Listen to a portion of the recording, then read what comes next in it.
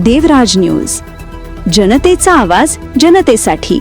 देवराज न्यूजला सबस्क्राइब करा आणि बेल आयकॉनवर क्लिक करा।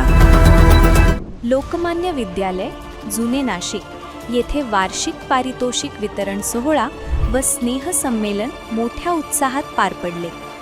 या कार्यक्रमात शाळेचे माजी विद्यार्थी, पालक व हितचिंतक मोठ्या संख्येने उपस्थित होते।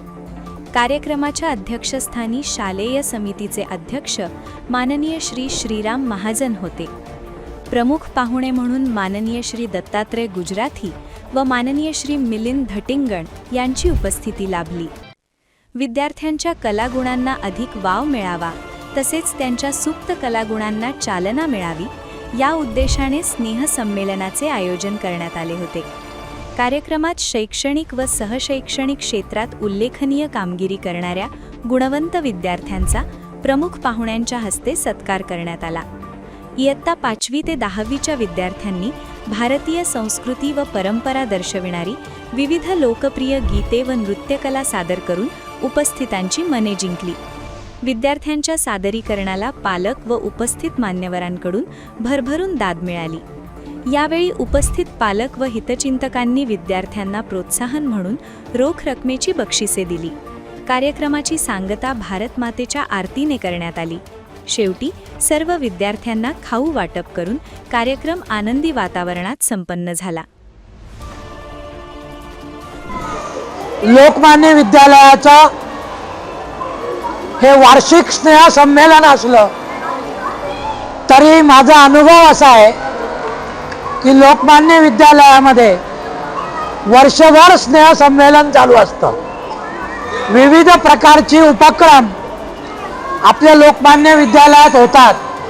चित्रकलेपासून नृत्यकलेपर्यंत आणि गायनकलेपासून तर वक्तृत्व कलेपर्यंत लोकमान्य विद्यालय ही उपक्रमाची शाळा आहे।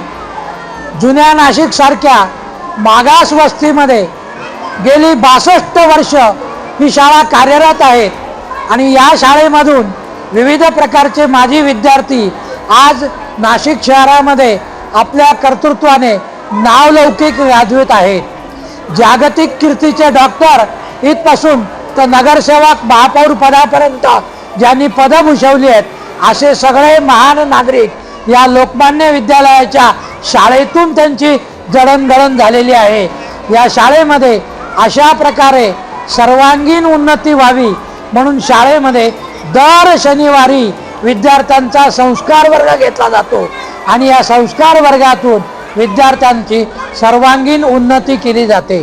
त्यामुळे हा वार्षिक स्नेह संमेलन हा जरी आज वार्षिक असला तरी पुन्हा एकदा मला सांगायला आनंद होतो की लोकमान्य विद्यालयामध्ये वर्षभर स्नेह संमेलन चालू असतं आणि त्यासाठी शाळेचे सर्व शिक्षक आणि विद्यार्थ्यांचे सगळे पालक यांचं आम्हाला सहकार्य लाभतं। त्या सगळ्यांचं अभिनंदन आणि आभार।